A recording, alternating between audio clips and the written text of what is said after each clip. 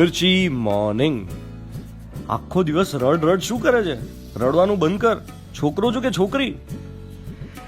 નાનપણમાં દરેક છોકરાને આ વાક્ય કહીને ટોકવામાં આવે છે કે શું રડે છે છોકરીઓની જેમ? Come on, be a brave boy. તું બ્રેવ છું ને? ગુડ બોય છું ને? ગુડ બોય રડે નહીં, ચલો છોકરીઓ રડે, ગુડ બોય ના રડે. આ વગર વિચારે બોલાયેલા વાક્યોમાં જે સ્ટીરિયોટાઇપ છુપાયેલો છે એ સંભળાય છે. બાળક અજાણતા જ એવું સમજી લે છે કે છોકરીઓ વીક, છોકરીઓ નબળી ને છોકરાઓ બ્રેવ. અને એથી વિશેષ બીજો વિચાર બાળકના મનમાં ઘર કરી જાય કે ભલે દુઃખ થાય તોય રડવાનું નહીં. અલા કેમ રડવાનું દબાવતા શીખવીએ છીએ આપણે? રડવું આવે તો માણસ રડે છે ને.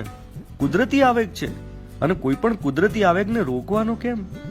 સ્કૂલમાં બે મિત્રોમાં ઝઘડો થાય અને 10 દિવસ બોલવાનું બંધ થઈ જાય ને, એના પછી 11મા દિવસે એક છોકરો બીજાના ખભે હાથ મૂકીને પૂછે કે તું મારી સાથે બોલે છે ને? આ સવાલ પૂછતી વખતે એની આંખો ભીની હોય અને ગળગળો અવાજ હોય, અને પેલો ભાઈબંધ એ અવાજ સાંભળીને જ ભીની આંખ જોઈને જ પીગળી જાય. કિટ્ટા પછી બુચ્ચા. આ નેચરલ છે. તો પછી એમ કહીને કોઈને ટોકવાના કેમ કે અરે રડવાનું નહીં, આ તો વેવલા વેડા છે, છોકરો તો કઈ રડે? અરે દિલ ચાહતા હે યાદ છે ને? એમાં આમિર ખાન સૈફને શું કહે છે? ક્યા કર રહા યાર, મર્દ બન, બી અ મેન. અને એ જ આમિર ઓસ્ટ્રેલિયામાં ભૂલથી અક્ષય ખન્નાને ઘરે ફોન લગાવીને પછી શું કરે છે? ધ્રુસકે ને ધ્રુસકે રડે જ છે. There is nothing wrong in giving vent to your emotions. નહીં તો પછી મોટા થયા પછી શું થાય?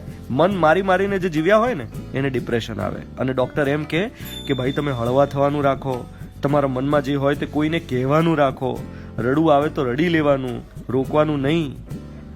અત્યારના વર્તમાન સમયમાં આ બહુ મહત્વની વાત છે કે આપણી આસપાસ કેટલાય પુરુષો છે જેમને દુઃખ થાય છે પણ એક્સપ્રેસ નથી કરી શકતા, કહી નથી શકતા.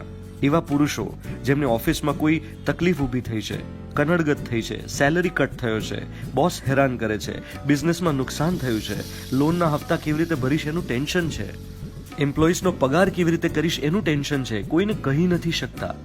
ઘરમાં હસતું મોઢું રાખે છે. બાળક સામે તો પપ્પા હીરો છે ને. બાળકને એમ ના થવું જોઈએ કે મારા પપ્પા ઢીલા છે. એટલે વડીલો સામે હસતું મોઢું રાખે છે કે મા બાપને ચિંતા ના થવી જોઈએ. એ હસતા ચહેરાની પાછળ ક્યાંક એક ઊંડી ચિંતા છે. કોઈ પણ પ્રકારનું નાનું કે મોટું ડિપ્રેશન એ તમારી ઇમ્યુનિટી ડાઉન કરે છે. અને એટલે જ વાત કરો.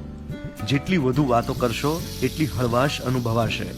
અને ઘણીવાર છે ને પોતાના ફિલ્ડના લોકો સાથે નહીં વાત કરવાની, બીજા ફિલ્ડના લોકો સાથે પોતાના ફિલ્ડની વાત કરો તો બહુ લાઇટ ફીલ થાય. કદાચ તમારા ફિલ્ડના લોકો તમને જજ કરશે પણ બીજા ફિલ્ડના લોકો જજ નહીં કરે. અને બોલતા પહેલા વિચાર નહીં કરવો પડે કે આવું તો કઈ બોલાય. તો ઠલવાઈ જજો, બને એટલું શેરિંગ કરજો. અને આજે રાત્રે સૂતા પહેલા તમારું મન બાળક જેટલું હળવું ફૂલ હોય એવી શુભકામનાઓ. You are listening to Mirchi. હું છું ધ્વનિત તમારી સાથે. Good morning my dear.